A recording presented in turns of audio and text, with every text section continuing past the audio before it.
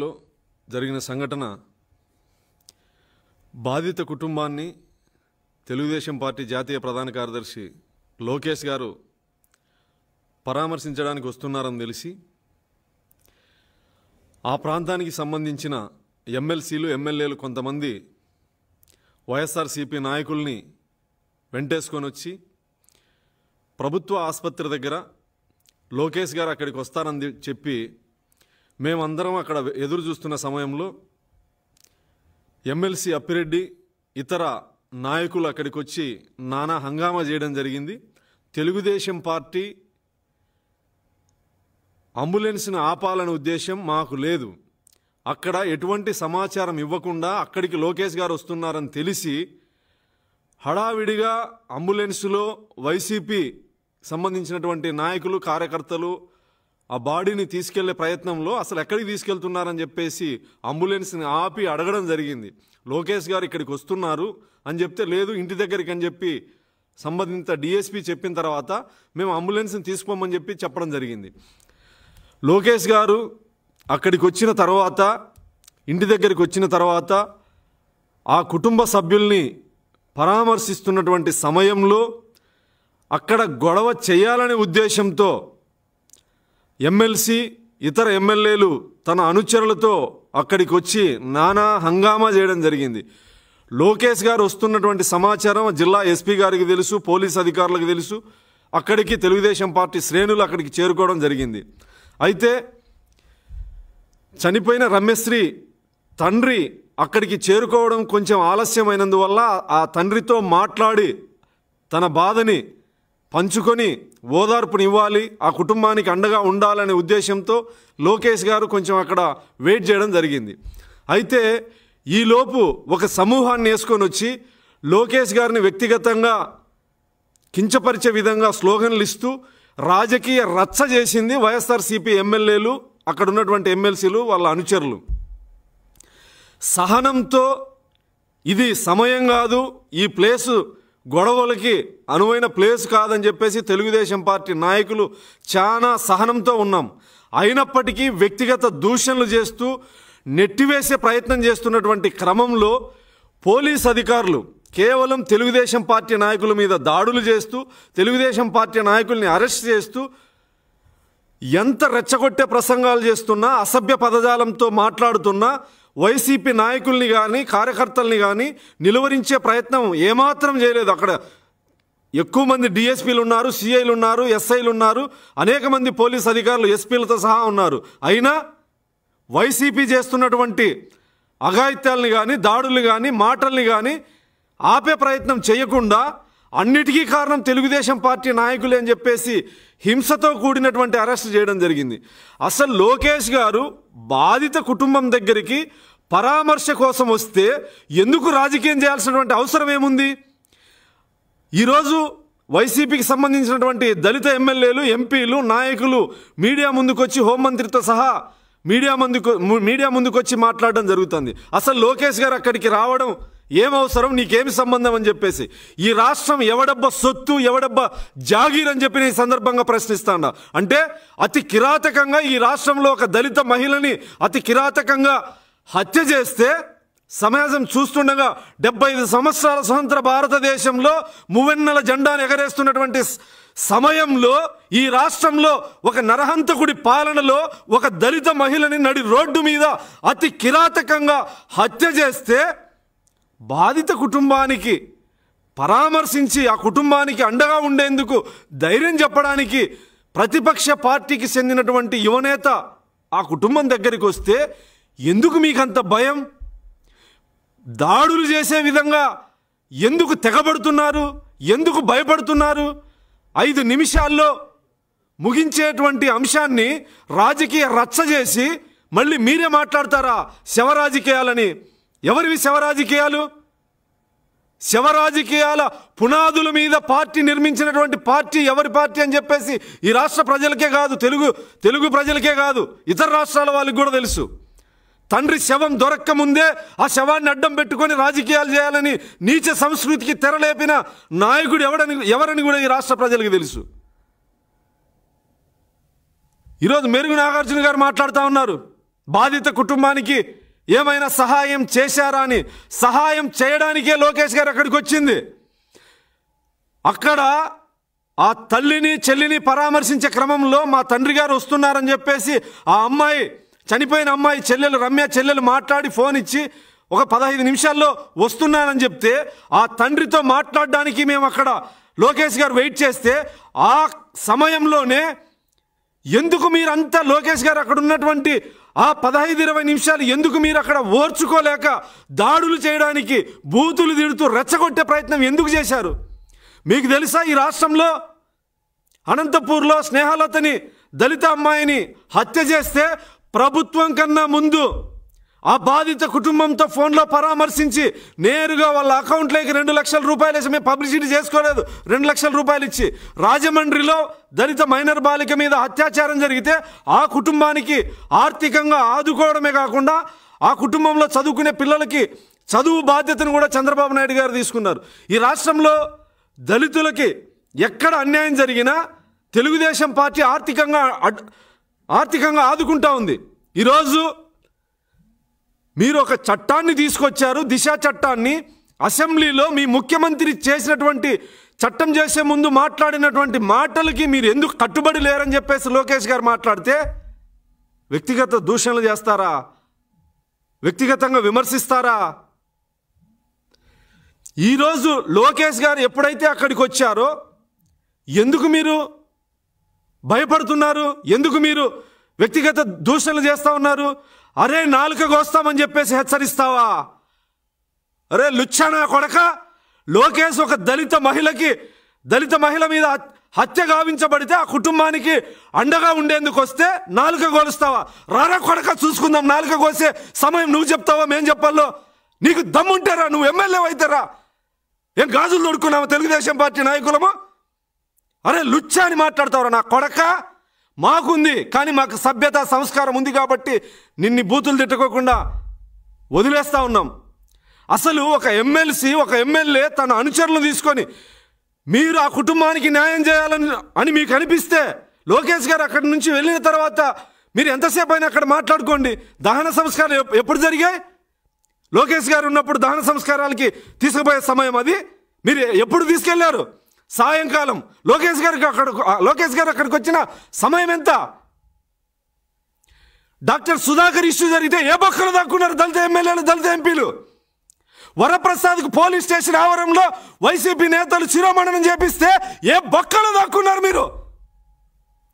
చీరాలలో కిరణ్ని mask పెట్టుకోలేదని చంపితే పోలీసులు కనీసం పరామర్శించలేనటువంటి మీరు దళితుల గురించి మాట్లాడతారా? మీకు అసలు నైతిక హక్కు ఉందా?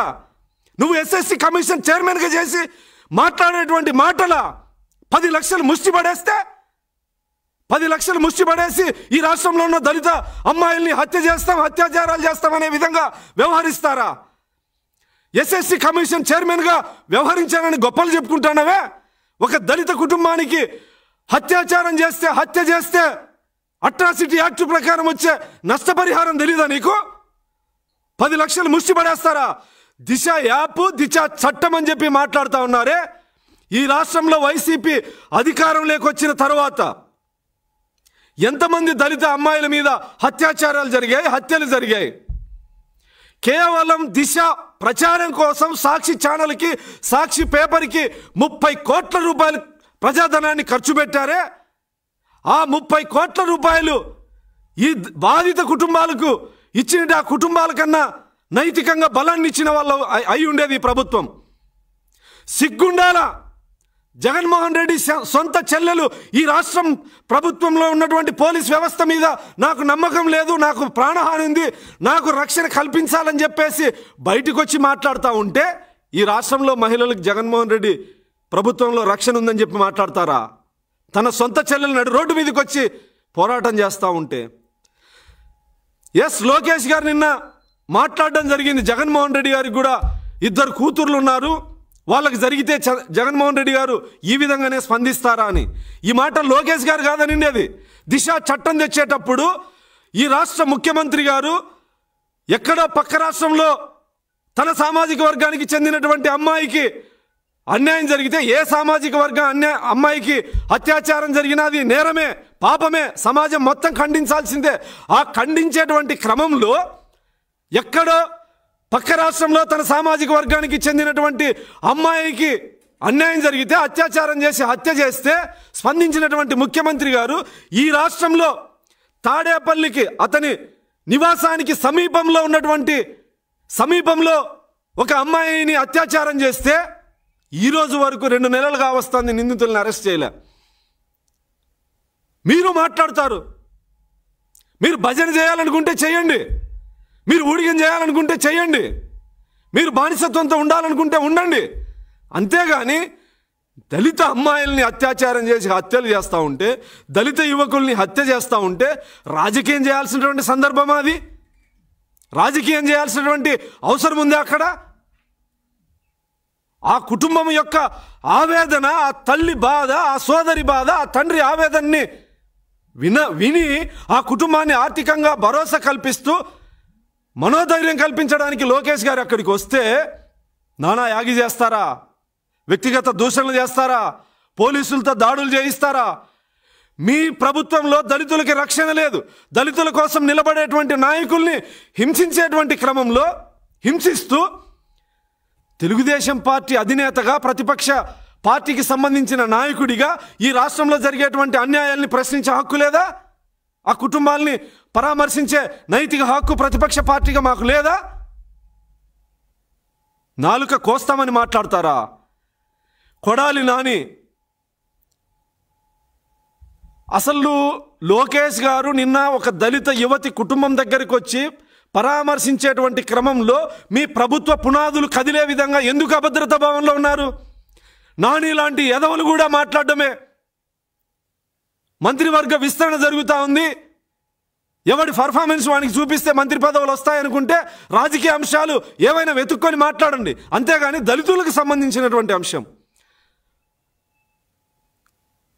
నడి రోడ్డు మీద దళిత యువతిని అతి కిరాతకంగా హత్య చేస్తే ప్రతిపక్ష పార్టీగా మేము స్పందించకూడదా? మా నాయకుడు పరామర్శించకూడదా? మీరు దిశ చట్టాన్ని తీసుకొచ్చేటప్పుడు అసెంబ్లీలో మాట్లాడినటువంటి మాటల్ని మేము ప్రశ్నిస్తూ ఉన్నాం. గన్ కంటే ముందు జగన్ వస్తాడు, పేల్చేస్తాడు, కూల్చేస్తాడు, మహిళల వైపు చూస్తే కళ్ళు పీకేస్తామనే విధంగా అసెంబ్లీలో జబర్దస్త్ డైలాగులు మాట్లాడినప్పుడు లేనిది ఈరోజు అవి ఆచరణలో ఎందుకు లేవని మేము మాట్లాడుతా అంటే మీకు నొప్పిగా ఉందా? నర్సాపేట దగ్గర అనూష అనే అమ్మాయిని హత్య చేసిన విష్ణువర్ధన్ రెడ్డిని మీరు కఠినంగా శిక్షించుంటే ఆ గ్రామానికి దగ్గరగా ఉన్నటువంటి వ్యక్తి ఈరోజు రమేశ్రీ హత్య కేసులో నిందితుడు, హత్య చేసిన వాడు. మీరు కఠినంగా వ్యవహరించింటే, మీరు చెప్పిన విధంగా దిశ చట్టాన్ని అమలు చేసింటే, చట్టమే లేదని కేంద్రం చెప్తాది, ఇతర రాష్ట్రాలు ఆదర్శంగా తీసుకుంటాయా? నిన్న జరిగిన సంఘటనలో సిగ్గుతో తలదించుకోవాల్సింది వైఎస్ఆర్ కాంగ్రెస్ పార్టీ ప్రభుత్వం. ప్రజలు ఉమ్మేస్తా ఉన్నారు. ఈ ఉమ్ములో భాగస్వామ్యం పోలీస్ అధికారులు అవుతా ఉన్నారు. ఒకవైపు లోకేష్ గారిని వ్యక్తిగత దూషణలు చేస్తూ తెలుగుదేశం పార్టీ నాయకులపైన దాడులు చేస్తూ ఉంటే వాళ్ళకి రక్షణ కల్పిస్తా ఉన్నారు పోలీసులు. అక్కడ సిగ్గు లేదా మీకు? ఊడిగం చేస్తారా? ప్రజలు మీ మీద ఉమ్మేస్తా ఉన్నారు. పోలీస్ అధికారులు మీరు నిజంగా మీకు వైఎస్ఆర్ కాంగ్రెస్ పార్టీకి ఊడిగం చేయాలనుకుంటే మీ ఉద్యోగాలకు రాజీనామాలు చేయండి. గంటల తరబడి లోకేష్ గారిని అన్ని స్టేషన్లు తిప్పి ఏం నేరం చేశాడు, ఏం పాపం చేశాడు? బాధిత కుటుంబానికి అండగా నిలబడ్డమా? ఈరోజు మీరు మీడియా ముందుకు వచ్చి మాట్లాడుతూ ఉన్నారు. మీరు మాట్లాడిన ప్రతి దళితుల అంశంలో తెలుగుదేశం పార్టీ అండగా ఉంది. డాక్టర్ సుధాకర్ ఇష్యూ నుంచి అనంతపూర్లో స్నేహలత విషయం వరకు ఈరోజు రాజధానికి దగ్గరగా జగన్మోహన్ రెడ్డి కుటుంబానికి దగ్గరగా నివసిస్తున్నటువంటి నివాసానికి దగ్గరగా 40 నిమిషాలు ప్రయాణం చేసి పరామర్శించలేనటువంటి ముఖ్యమంత్రి తన బినామీ కంపెనీలో విషవాయువులతో మరణిస్తే స్పెషల్ ఫ్లైట్ వేసుకొని విశాఖపట్నం పోయి చనిపోయిన కుటుంబానికి ₹1 కోటి, ఎవడబ్బ సొమ్మది ₹1 కోటి ప్రకటించాడు. మరణాల్లో కుల వివక్షత, నష్టపరిహారాల్లో కుల వివక్షత, పరామర్శల్లో కుల వివక్షత. సాటి దళిత ఎంపీ మరణిస్తే ఆ కుటుంబాన్ని పరామర్శించినటువంటి జగన్మోహన్ రెడ్డి కర్నూలులో వైసీపీ ఒక రెడ్డి ఎమ్మెల్సీ మరణిస్తే స్పెషల్ ఫ్లైట్ వేసుకొని పోయి పరామర్శించి అక్కడికక్కడే తన కొడుక్కి, రామకృష్ణారెడ్డి కొడుక్కి ఎమ్మెల్సీ ప్రకటించారు. సిగ్గుందా మీకు? మీరు ప్రశ్నించాల్సింది ఎవరు? దళిత ఎమ్మెల్యేలు, ఎంపీలు ఎవరిని ప్రశ్నించాలి మీరు? పరామర్శలో కూడా కులాన్ని చూస్తున్నటువంటి జగన్మోహన్ రెడ్డికి కులతత్వాన్ని ప్రశ్నించకుండా ఈరోజు దళితులకు అండగా ఉండి పోరాటం చేస్తున్న లోకేష్ గారి మీద అవాకులు చవాకులు వేల్తారా? చంద్రబాబు నాయుడు గారి కాలంలో దళితుల మీద దాడులు జరిగాయి, హత్యలు జరిగాయని మాట్లాడుతాండ్రు. కోడిగుడ్డు మీద ఈకలు బీగుతాంటారా మీరు? ఆ రోజు మీరు పోరాటం చేసే అవకాశం కూడా చంద్రబాబు నాయుడు గారు ఇలా గరకపారు ఇష్యూ గురించి మాట్లాడుతాండ్రు. మీరు నియమించిన సామాజిక అన్యాయ సలహాదారుడు ఉన్నాడు, అడగండి. ఆ రోజు గరకపారులో తెలుగుదేశం ప్రభుత్వం ఏం న్యాయం చేసిందని. పేదరికంలో ఎవడైనా పుట్టాలని అనుకుంటాడనే ఉద్దేశంతో చంద్రబాబు నాయుడు గారు మాట్లాడితే ఆ మాట్లాడిన వీడియో వెనక ఎవరున్నారో, ఆ వ్యాఖ్యల్ని ఆ రోజు ఎవరు సమర్థించారో మీ జూపడి ప్రభాకర్ గారిని అడగండి. నెల్లూరులో జరిగినటువంటి పోలీసులు దళితుల ఇష్యూలో ఆ రోజు తెలుగుదేశం పార్టీ చంద్రబాబు నాయుడు గారు ఏం న్యాయం చేశారో జూపడి ప్రభాకర్ని అడగండి. లేదా మీ పార్టీలో చేర్చుకున్న ఎస్ఎస్టీ కమిషన్ మాజీ చైర్మన్ కారం శివాజీ గారిని అడగండి. తెలుగుదేశం పార్టీ అధికారంలో ఉన్నప్పుడు దాడులు జరిగినాయి, అత్యాచారాలు జరిగినాయని చెప్తా ఉన్నారే. ఏం పోరాటం చేశారు? ఒక్క పోరాటం చేయండి, చెప్పండి మీరు చేసింది. మీకు ఆ అవకాశాన్ని చంద్రబాబు నాయుడు గారు ఇవ్వలేదు. ఎందుకంటే తక్షణమే ఆ జరిగిన సంఘటనల మీద న్యాయం చేసినటువంటి సందర్భం. బహిరంగ చర్చకు వస్తారా? మా 5 సంవత్సరాల కాలంలో దళితుల ఇష్యూలో మేము ఏం చేశామని చెప్తాం. ఈ 2.5 సంవత్సరాల కాలంలో ఎన్ని దాడులు జరిగాయి, ఎన్ని అత్యాచారాలు జరిగాయి. సిగ్గుండాల కొంచెమన్నా. దళితులము, అంబేద్కర్ భావాజాలమని పెద్ద పెద్ద సినిమా డైలాగులు మాట్లాడేటువంటి మేరుగు నాగార్జున గారు, నందిగాం సురేష్ గారు, డాక్టర్ సుధాకర్ కుటుంబం దగ్గరికి మీరు కానీ మీ ప్రభుత్వం తరపున కానీ ఏ ఒక్కరైనా వెళ్ళి పరామర్శించిన సందర్భం ఉందా? మానసికంగా హింసించి అతని ఆత్మగౌరవం మీద దెబ్బ కొట్టి అవమానపరిచి ప్రభుత్వ హత్యకు కారకులు మీరు కాదా? సుధాకర్ విషయంలో పక్కనే చీరాలలో కిరణ్ని పోలీసులు కొట్టి చంపితే ఆ కుటుంబం దగ్గరికి ఎవరైనా వెళ్ళారా? ఆ కుటుంబాన్ని ఆదుకున్నారా? ఈ రోజు వరకు ఆ ఎస్ఐ మీద కానీ ఆ సిఐ మీద కానీ చర్యలు లేవే. మాట్లాడడానికి నాలుక లేదా మీకు? కొయ్యాల్సింది మీ నాలుకలు, లోకేష్ గారిది కాదు. మీ నాలుకలు కొయ్యాల. సిగ్గుండాల కొంచెమన్నా. విక్రమ్ని రాజకీయ హత్య చేశారే, ఆ కుటుంబానికి ఏం న్యాయం చేశారని చెప్పి మీరు మాట్లాడుతున్నారు. గుంటూరు కాబట్టి లోకేష్ గారు అక్కడికి వస్తున్నారని చెప్పి హోంమంత్రి గారు, ఎమ్మెల్సీలు, ఎమ్మెల్యేలు అక్కడికి వచ్చారే. అనంతపూర్లో స్నేహలత అమ్మాయిని హత్య చేస్తే ఏ ఒక్క నాయకుడు రాలేదే? దళిత ఎమ్మెల్యేలు, ఎంపీలు. మీ ముఖ్యమంత్రి సొంత నియోజకవర్గంలో నాగమ్మ అనే దళిత మహిళని, ఒంటరి మహిళని అతి కిరాతకంగా అత్యాచారం చేసి హత్య చేస్తే ఏ ఒక్క దళిత ఎమ్మెల్యే, ఎంపీలు మాట్లాడలేదే, ప్రశ్నించలేదే, అక్కడికి రాలేదే. అక్కడికి వెళ్ళిన తెలుగుదేశం పార్టీ నాయకుల మీద అక్రమ కేసులు బనాయించారు, ఎస్ఎస్టీ అట్రాసిటీ కేసులు పెట్టారు. హోంప్రకాష్, దళిత యువకుడు హోంప్రకాష్, మద్యం మాఫియాని ప్రశ్నించినటువంటి హోంప్రకాష్ తెల్లవారి లోపు శవమై తేలితే డిప్యూటీ సీఎం ఒక దళితుడు నారాయణ స్వామి ఆ కుటుంబం దగ్గరికి వెళ్ళలేదే, ఆ కుటుంబాన్ని పరామర్శించలేదే.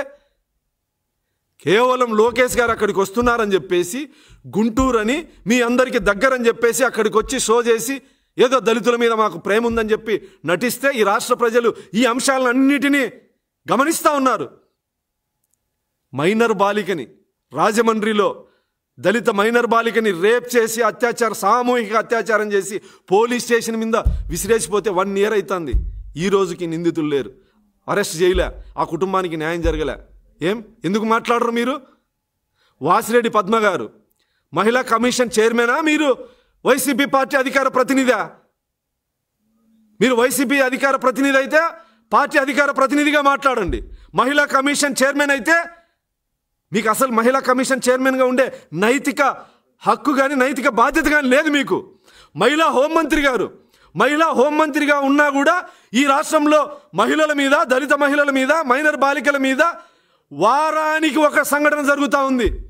దాదాపు 1500-1600 మంది మీద దాడులు జరిగాయి. దళితుల మీద, వందలాది మంది మహిళల మీద, మైనర్ బాలికల మీద అత్యాచారాలు జరిగాయి. ఎక్కడుంది దిశా చట్టం అని ప్రశ్నిస్తే అక్రమ అరెస్ట్లా? ఎక్కడుంది దిశా చట్టం? రండి బహిరంగ చర్చకు. మీరు అసెంబ్లీలో మాట్లాడినటువంటి మాటలేంది మీ ఆచరణలో ఎక్కడున్నాయి? యాప్ డౌన్లోడ్ చేసుకోవాలా. వాడు కత్తితో పొడిసేకొస్తే 1 నిమిషం ఆగండి అని దిశ యాప్ డౌన్లోడ్ చేసుకొని మీకు మెసేజ్ ఇవ్వాలా. అసలు హోంమంత్రి గారు మాట్లాడుతూ ఉన్నారు, ప్రమాదకరమైనటువంటి స్థలాల్లో మహిళలు ఒంటరిగా తిరగొద్దండి. ముఖ్యమంత్రి ఇంటి సమీపం కూడా రెడ్ జోనేనా? అంత ప్రమాదకరమైందా? ఆర్థిక ఉగ్రవాదం తెలుసు, రేపిస్టులకి నిలయమని తెలుసా? గుంటూరులో పట్టపగలు నడి రోడ్డు మీద హత్య జరుగుతా అంటే ఎక్కడ రక్షణ? సిగ్గుందా మీకు ఆ మాటలు మాట్లాడడానికి? లేని దిశ చట్టాన్ని, లేనటువంటి ప్రభుత్వం చేస్తున్నటువంటి అసత్య ప్రచారాల్ని ఎంతమంది మహిళల్ని మోసగిస్తారు మీరు? దిశ యాప్ డౌన్లోడ్ చేసుకొని వాడు అత్యాచారం చేసేకొస్తే, హత్య చేసేకొస్తే ఆ యాప్లో మీకు ఫోన్ చేయాలా? స్నేహలత తల్లి ప్రత్యక్ష సాక్ష్యం. దిశ యాప్కు ఫోన్ చేస్తే మీది ఏ రాష్ట్రం, ఏ దేశం, మీరు ఎక్కడున్నారు, సంబంధిత పోలీస్ స్టేషన్కి పోండి అని. స్నేహలత తల్లి మాట్లాడిన వెంటనే మీరు ఆ ఫోన్ను ట్రాప్ చేసి మీరు చర్యలు తీసుకుంటే స్నేహలత ఈరోజు బతికేది, నాగమ్మ బతికేది, ఈరోజు రమేశ్రీ బతికేది. చర్యలు కఠినంగా లేవు కాబట్టి, నిందితులకి మీరు కొమ్ము కాస్తున్నారు కాబట్టి, యథేచ్ఛగా హంతకులు రోడ్డు మీద తిరిగేటువంటి స్వేచ్ఛ ఉంది కాబట్టి ఈరోజు హత్యలు పెరుగుతూ ఉన్నాయి. ఎక్కడో పక్క రాష్ట్రంలో ఎన్కౌంటర్ చేస్తే అసెంబ్లీ సాక్షిగా సెల్యూట్ చేసినటువంటి జగన్మోహన్ రెడ్డి మహిళకు అత్యాచారం చేసి హత్య చేశారని సెల్యూట్ చేసావా? నీ సొంత సామాజిక వర్గానికి చెందినటువంటి మహిళని అత్యాచారం చేసి హత్య చేసిన వాళ్ళని ఎన్కౌంటర్ చేశారని సెల్యూట్ చేసావా? ఏ ఒక్క సంఘటనలో అయినా ఫాస్ట్ ట్రాక్ కోర్టుని నియమించి నిందితుల్ని శిక్షించినటువంటి సందర్భం ఉందా? 21 రోజుల్లో తేలుస్తామని చెప్పి ఉత్తర కుమార ప్రగల్భాలు పలికినటువంటి జగన్మోహన్ రెడ్డి 2 సంవత్సరాల కాలం అవుతున్న అత్యాచార కేసుల్లో పురోగతి లేదు. గన్ కంటే ముందు జగన్ వస్తాడంట్రీ, జగను రాలే, గన్ను రాలే, పోలీసులు రాలే, ఆ బాధిత కుటుంబాలకి ఈ రోజుకి న్యాయం జరగలే. బాధిత కుటుంబాలకి అండగా నిలబడేందుకు ప్రతిపక్ష పార్టీగా మా విధులు మేము నిర్వహిస్తే పోలీసులతో దాడులు చేయిస్తారా? ఆ కుటుంబానికి అండగా ఉండేందుకు వస్తే లోకేష్ గారు నాలుక కోస్తారా? ఒక్క పదం లోకేష్ గారు అసభ్య పదజాలం ఉంటే మేము ఏ శిక్షకైనా సిద్ధం. కొడక్క నాలుక కోస్తామని మాట్లాడతారా? అరే లోఫర్, ఇక్కడ ఎవడు గాజులు దొడుక్కొని లేరు. తెలుగుదేశం పార్టీ పశువు సైనికులు, ఒక అవినీతి పరుడు, ఆర్థిక ఉగ్రవాది నాయకత్వంలో పనిచేసే మీకే అంత పొగరుంటే, నిజాయితీ నిబద్ధత కలిగినటువంటి 40 సంవత్సరాల సుదీర్ఘ రాజకీయ ప్రస్థానంలో ఎటువంటి నేరం చేయని మచ్చలేనటువంటి చంద్రబాబు నాయుడు నాయకత్వంలో పనిచేస్తున్న మాకెంత పొగరు ఉండాలి? రండి రా కొడకల్లారా చూసుకుందామని ఈ సందర్భంగా హెచ్చరిస్తుండ. బహిరంగ చర్చకు మీరు వచ్చినా సరే, ప్లేస్ మీరు చెప్పినా సరే, మమ్మల్ని చెప్పన్నా సరే, ఈ 2 సంవత్సరాల కాలంలో దళితుల మీద చేసినటువంటి దాడులు, దళిత మహిళల మీద జరిగినటువంటి అత్యాచారాల మీద బహిరంగ చర్చకు వచ్చే దమ్ము మగతనం మీకుంటే రారా చూసుకుందాం. మేము బహిరంగ చర్చకు వచ్చాకి సిద్ధం. అవాకులు చవాకులు పేల్తే కొడకల్లారా చూస్తూ ఊరుకోం. సభ్య సమాజంలో ఉన్నాం, సంస్కారవంతమైనటువంటి నాయకుడి నాయకత్వంలో పనిచేస్తా ఉన్నాం. మీరు బూతులు మాట్లాడితే మాట్లాడలేనటువంటి చేతగాని దద్దమ్మలు కాదు. మీరు కొడక అంటే నీ కొడక, నా కొడక అని మాట్లాడగలను ఎదవ నా కొడకల్లారా. ప్రజాప్రతినిధులరా మీరు, ఎమ్మెల్యేలరా మీరు, మంత్రులరా మీరు? సిగ్గుందారా మీకు? మీ ఇంట్లో ఆడపిల్లలు లేరా? కూతుళ్ళు లేరా? భార్య పిల్లలు లేరా? తల్లులు లేరా? నీ అబ్బా నాలుకకు వస్తావరా నా కొడక్క లోకేష్ది. నా కొడక మా వెంట్రుక మీకంటారా నా కొడకల్లారా చూద్దాం. పోలీసులు ఉన్నారని చెప్పి రెచ్చిపోతున్నారేమో. అధికారం ఎవరికి శాశ్వతం కాదు. 2 సార్లు ఓడిపోయి ఏదో మొన్న గెలిచి ఏదో జీవితాంతం గెలుస్తున్న ఎమ్మెల్యేలుగా మాట్లాడతారా? ఈ రాష్ట్ర ప్రజలు అన్ని గమనిస్తూ ఉన్నారు. ప్రజలు మీకు బుద్ధి చెప్పేటువంటి సమయం దగ్గరలో ఉంది. మా పార్టీ లోకేష్ గారు చెప్పిన విధంగా 21 రోజుల్లో మీ ఏ చట్టం అయితే ఉందో ఆ చట్టాన్ని అమలు చేయకపోతే ఖచ్చితంగా ప్రభుత్వం పైన తిరుగుబాటు పోరాటం తప్పదని చెప్పి ఈ సందర్భంగా హెచ్చరిస్తాం.